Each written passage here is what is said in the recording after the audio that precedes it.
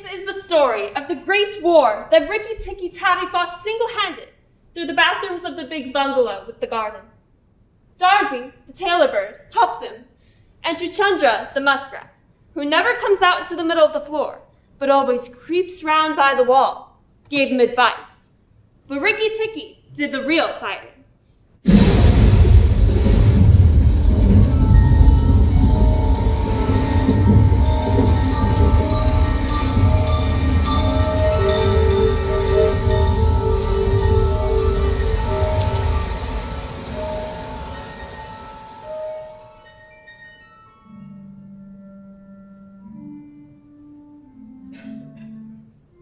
One day, a high summer flood washed him out of the burrow where he lived with his father and mother and carried him, kicking and clucking down a roadside ditch. He found a little wisp of grass floating there and clung to it till he lost his senses.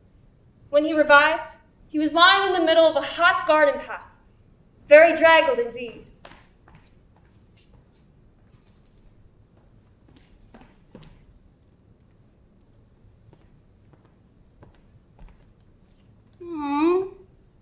A dead mongoose. Let's have a funeral.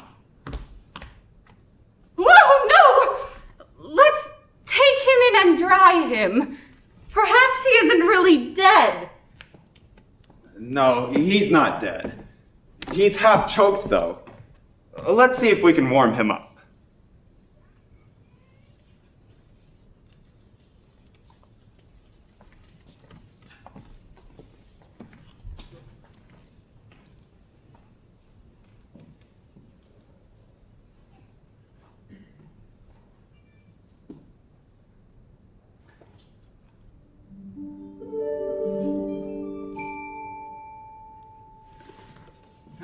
Now, don't frighten him, and we'll see what he'll do.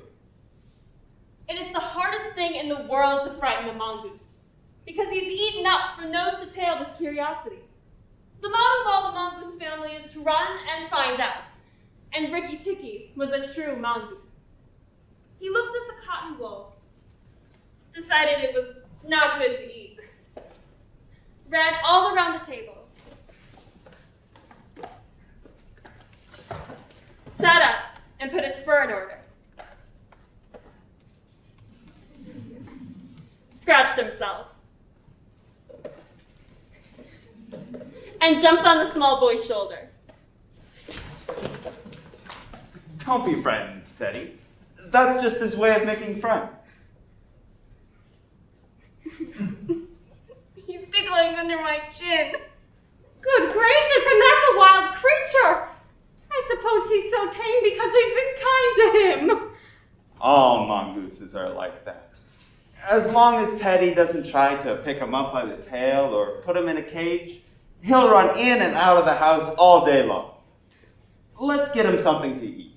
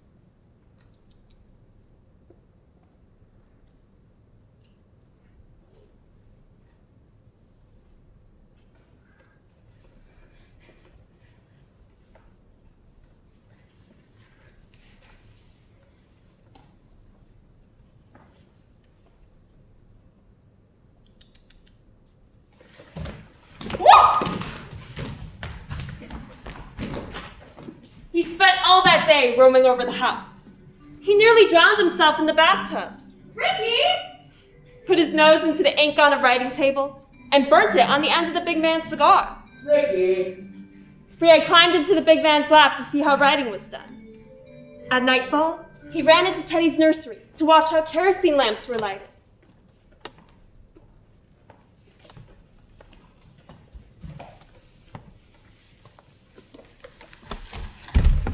And when Teddy went to bed, Rikki Tikki climbed up too. But he was a restless companion because he had to get up and attend to every noise all through the night and find out what made it.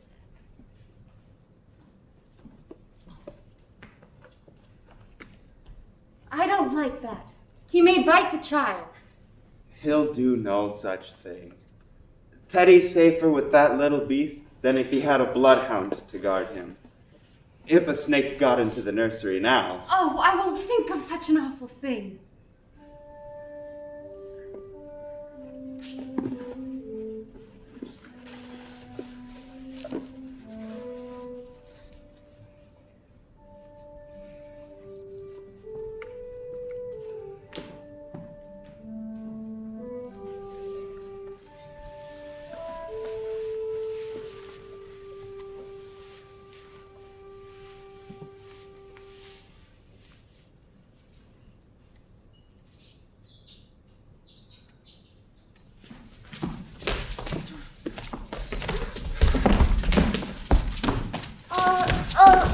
What is the matter?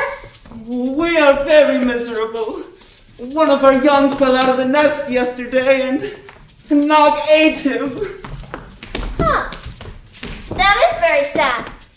But I'm a stranger here. Who is Nog? Who is not? I am Nog. The great god Brahm put his mark upon all our people. When the first cobra spread his hood to keep the marks off Brahm as he slept. Look and be afraid. Rikki Tikki was afraid for a minute, but it is impossible for a mongoose to stay frightened for any length of time. And though Rikki Tikki had never met a live cobra before, his mother had fed him dead ones, and he knew that all a grown mongoose's business in life was to fight and kill snakes. Nog knew that too, and at the bottom of his cold heart, he was afraid. Well, marks or no marks, do you think it is right to eat fledglings out of a nest? Let us talk. You eat eggs. Why should I not eat birds? Look behind you! Look behind you! It was Nagaina, Nog's wicked wife.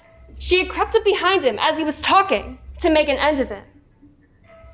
If Rikki Tikki had been an old mongoose, he would have known that then would be the time to break her back with one bite. But he was afraid of the terrible lashing return stroke of the cobra. Curse you, you wicked Darzee!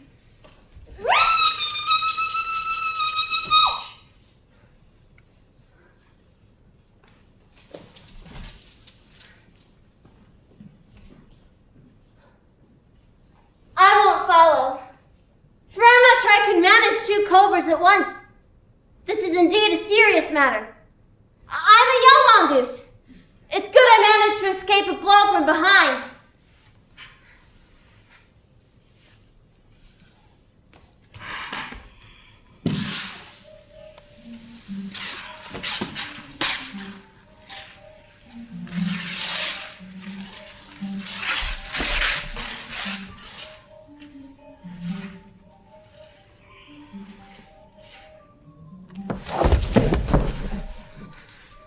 Be careful. I am death. It was Karait, the dusty brown snakeling that lies for choice on the dusty earth. And his bite is as dangerous as the cobra's. But he is so small that nobody ever thinks of him, and so he does more harm to people. Rikki Tikki danced up to Karait. Swaying motions he inherited from his family. It looks very funny, but it is so perfectly balanced a gate that you can fly off of it at any angle you please. And in dealing with snakes, this is an advantage. If Rikki Tikki had only known, he was doing a much more dangerous thing than fighting Nog. But Karait was so small and could turn so quickly that unless Rikki Tikki bit him near the back of the head, he would get the return stroke in his eye or lip. But Rikki Tikki did not know. He rocked back and forth as he looked for a good place to hold.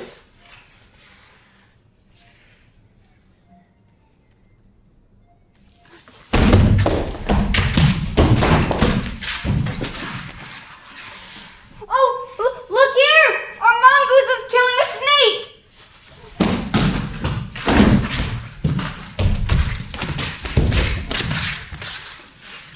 Teddy's father ran out with a large threatening stick as Karait lunged for Rikki Tikki.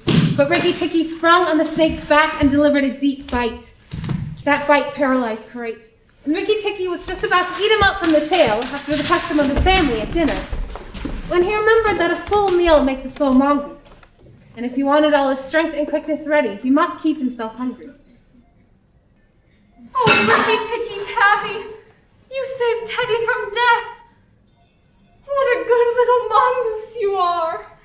It was a providence. That night at dinner, walking to and fro among the wine glasses on the table, Rikki Tikki could have stuffed himself 3 times over with nice things. But he remembered Nog and Nagaina. And although it was pleasant to be patted and petted by Teddy's mother and to sit on Teddy's shoulder, Rikki Tikki's eyes would turn red from time to time as he'd go off into his long war cry of...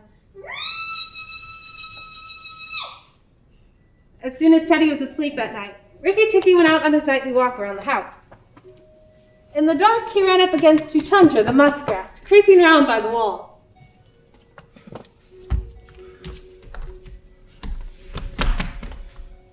Chuchandra is a broken-hearted little beast.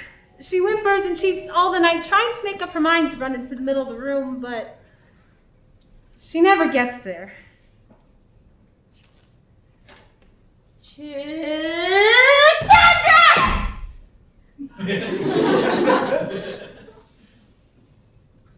Oh, don't kill me! Rikki Tikki, don't kill me!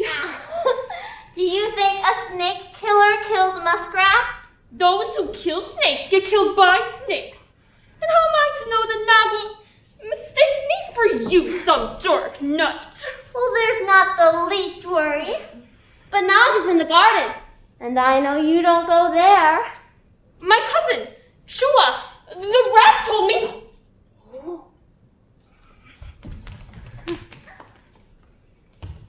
Told you what? Shh! Nog is everywhere, Rikki Tikki. Oh, you should have talked to Chua in the garden. Well, I didn't. So you must tell me. Oh. Quick, Chuchandra, or I'll bite you! Oh,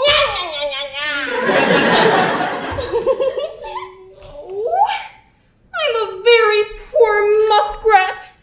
I haven't had a spirit enough to run out into the middle of the room. Oh, shh!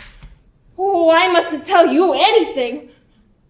Can't you hear, Rikki Tikki?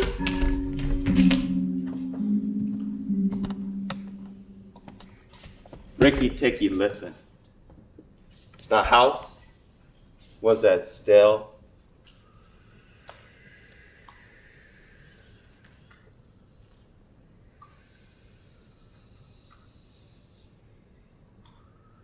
as still.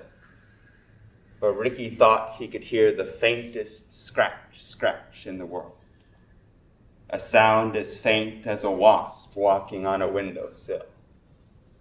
The dry sound of a snake's scales on brickwork.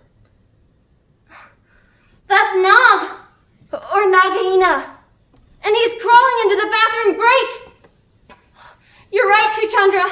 I should have talked to Chua. Rikki Tikki ran to Teddy's bathroom, but there was no one there, and then to Teddy's mother's bathroom.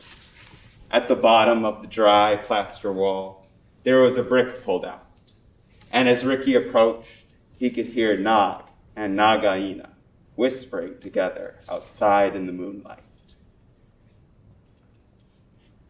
When the house is emptied of people, he will have to go away. Then the garden will be our own again. Go in quiet. But remember, the big man who killed Karait is the first one to bite. Then come out and tell me, and we will hunt for Rikki Tikki together. But are you sure there's anything to be gained by killing the people? Everything. When the bungalow was emptied of people, did we have any mongoose in the garden? So long as the bungalow is empty, we are king and queen of the garden. And remember, as soon as our eggs in the melon bed hatch, as they may tomorrow, our children will need room and quiet. I had not thought of that. I will go, but there is no need we should hunt for Rikki Tikki afterwards. I will kill the big man, and his wife, and the child if I can. Then come away quietly. The bungalow will be empty, and Rikki Tikki will go. Rikki Tikki tingled all over with rage and hatred at this, and then Nog's head came up from the bathroom gate. Angry though he was, Rikki was frightened by the size of the big cobra. Nog coiled himself up, raised his head, and looked into the bathroom in the dark, and Rikki could see his eyes glitter. Now, if I kill him here, Nagaina will know. And if I wait to fight him on the open floor, the odds are in his favor. What am I to do? Now, when Karait was killed, the big man had a stick. He may have that stick still, but when he comes in to bathe in the morning, he will not have that stick. I shall wait here till he comes. Nagaina, do you hear? I shall wait here in the cool till daytime.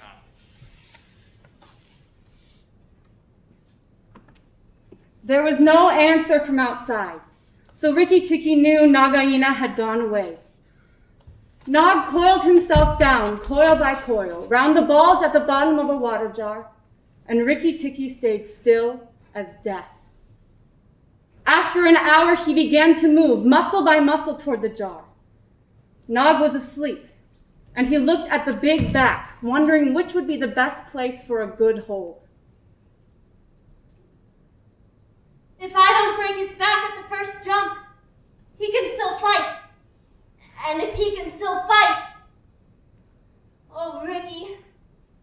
He looked at the thickness of the neck below the hood, but that was too much for him, and a bite near the tail would only make Nog savage. It must be the head above the hood. And when I am once there, I must not let go. Then he jumped. The head was lying a little clear of the water jar under the curve of it, and as his teeth met, Rikki braced his back against the balls of the red pot to hold down the head. This gave him just 1 second's purchase, and he made the most of it. Then he was battered to and fro as a rat is shaken by a dog, to and fro on the floor, up and down and round in great circles. But his eyes were red, and he held on as the body cart-whipped across the floor, upsetting the tin dipper, and the soap dish, and the hairbrush, and banged against the tin side of the bath. As Rikki Tikki held, he closed his jaws tighter and tighter, for he made sure that if he would be smashed to death, and for the honor of his family, he preferred to be found with his teeth locked.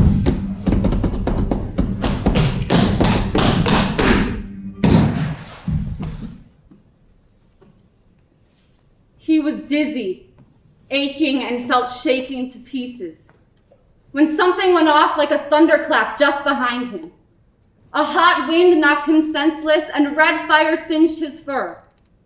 The big man had been awakened by the noise and had fired both barrels of a shotgun into Nog, just behind the hood.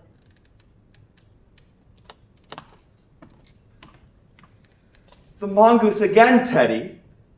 The little chap has saved all our lives now.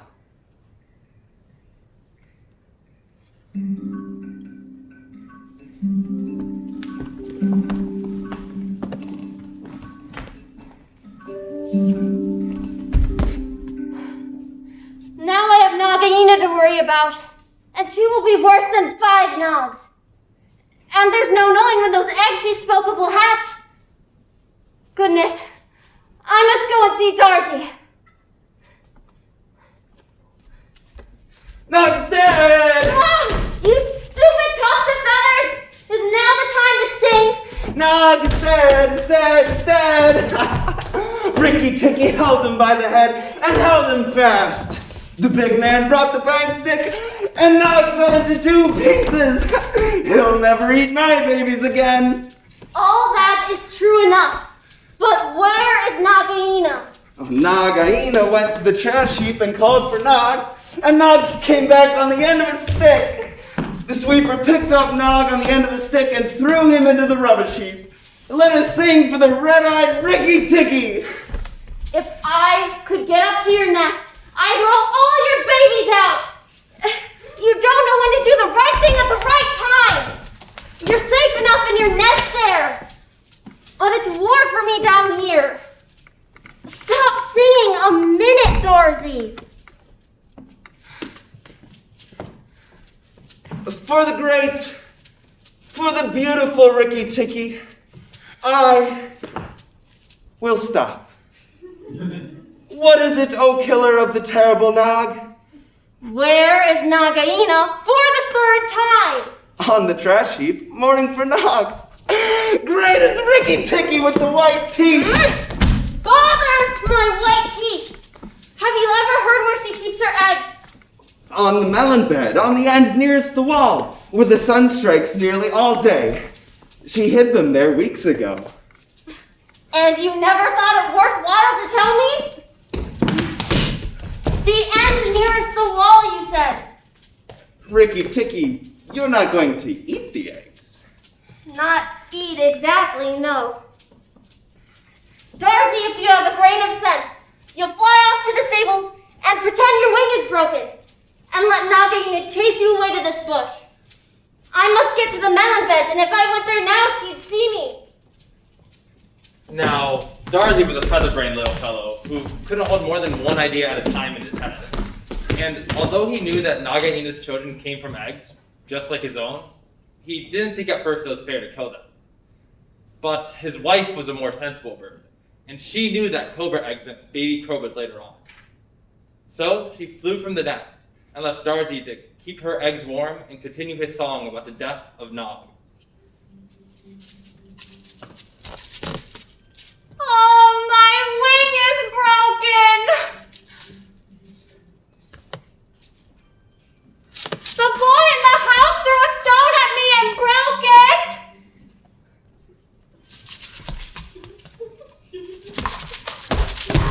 You warned Rikki Tikki when I would have killed him. Indeed and truly, you've chosen a bad place to become lame. The boy broke it with a stone! Well, it may be some consolation to you when you're dead to know that I shall settle accounts with the boy. My husband lies on the rubbish heap this morning, but by night, the boy in the house shall I bury. Still. What is the use of running away? I'm sure to catch you, little fool. Look at me! Now, Darcy's wife knew better than to do that, for a bird who looks into a snake's eyes gets so frightened that they cannot move. So she fluttered on, pacing sorrowfully while never leaving the ground, and Nagaina quickened her pace. This gave Rikki Tikki the time he needed to find the mallet. He looked under the vine and found 25 snake eggs. I was not a day too soon, for I could see the baby cobras and their eggs. Rikki Tikki knew what he needed to do, and in just one moment,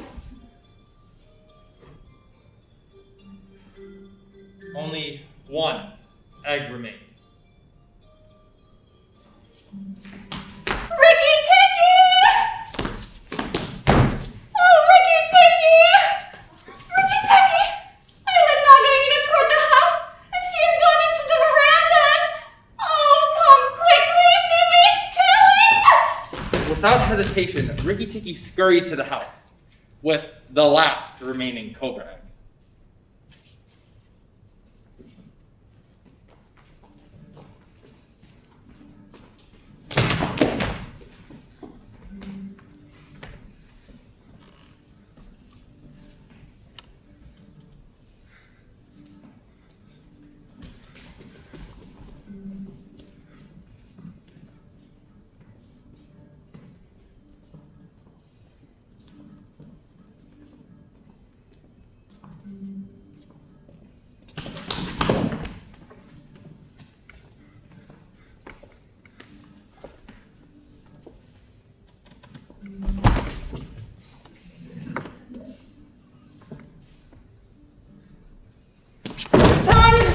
Big man who killed my Nog.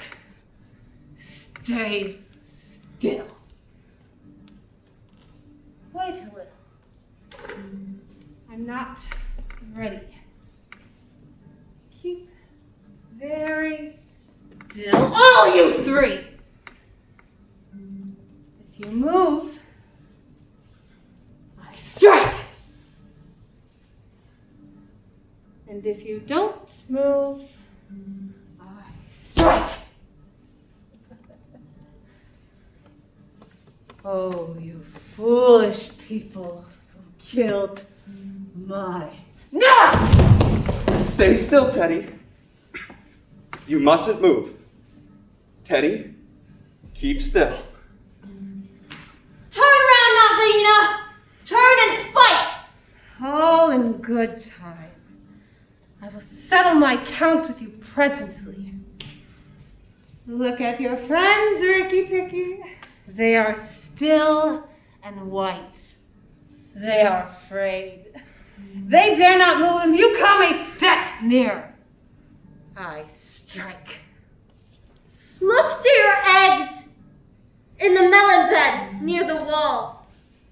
Go and look, Nagaina. Give me the egg, Rikki Tikki. What price for a snake's egg? For a young cobra, a young king cobra. For the last, the very last of its brood. The ants are eating all the others down by the melon bed.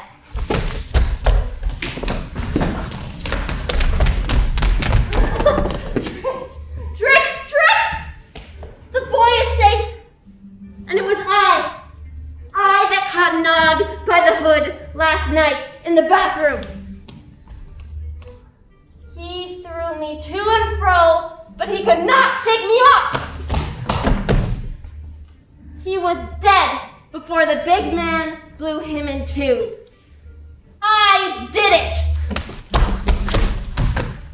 Come then, Nagaina. Come and fight with me. You shall not be a widow long. Give me the egg, Rikki Tikki. Give me the last of my eggs and I will go away and never come back. Yes, you will go away and you will never come back. For you shall go to the rubbish heap with Nog. Fight, Nagaina. The big man has gone for his gun. Fight!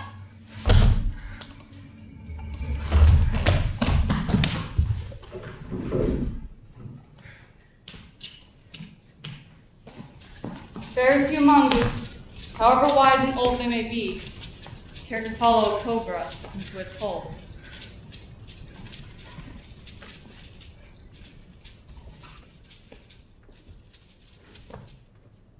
It was dark in the hole, and Rikki Tikki never knew when it might open out and give Nagaina room to turn and strike at him.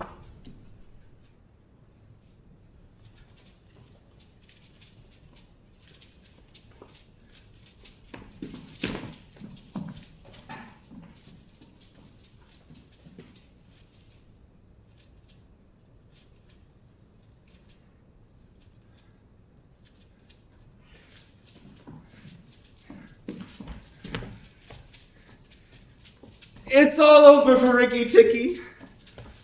We must sing his death song. The valiant Rikki Tikki is dead, for Nagaina will surely kill him underground. Sing him the song of the birds, bowing with tail feathers spread. Mourn him with nightingale words, ne'er will we see him again. Nagaina will hunt in the garden once more, For Rikki the valiant is dead.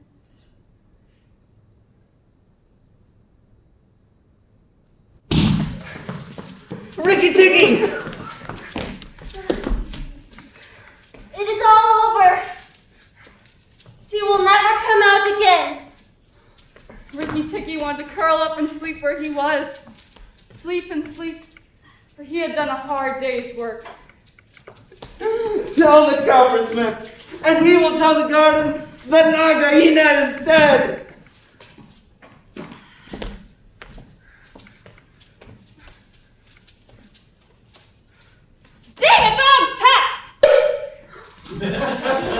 The coppersmith is a bird that makes a noise exactly like the beating of a little hammer on a copper pot. Ding-a-dong-ta, ding-a-dong-ta. The reason she's always making this noise is because she's the town crier to every Indian garden and tells all the news to anyone that cares to listen. As Rikki made his way up the path, he heard his attention just like a tiny dinner gong, and then the steady. Ding-a-dong-ta. This sent all the birds in the garden singing, and frogs croaking, for Nog and Nagaina had eaten frogs as well as little birds. Singer and Taylor and I, double the joys that I know.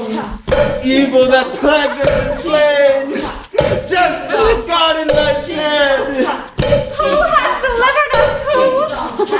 Tell me his nest and his name. Rikki the valiant, the true. Tikki with eyeballs aflame.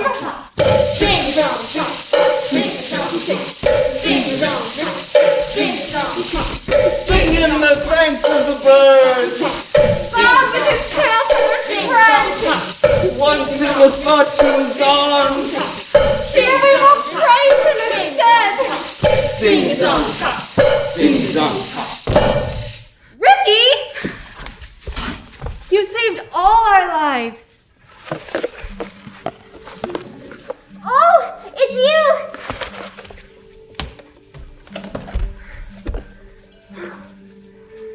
All the cobras are dead.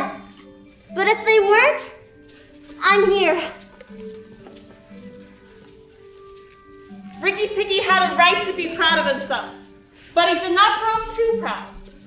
And he kept that garden as a mongoose should keep it, with tooth and jump and spring and bite, till never a cobra dared show its head inside the walls. Rikki Tikki, the ivory fang, the hunter with eyeballs aflame.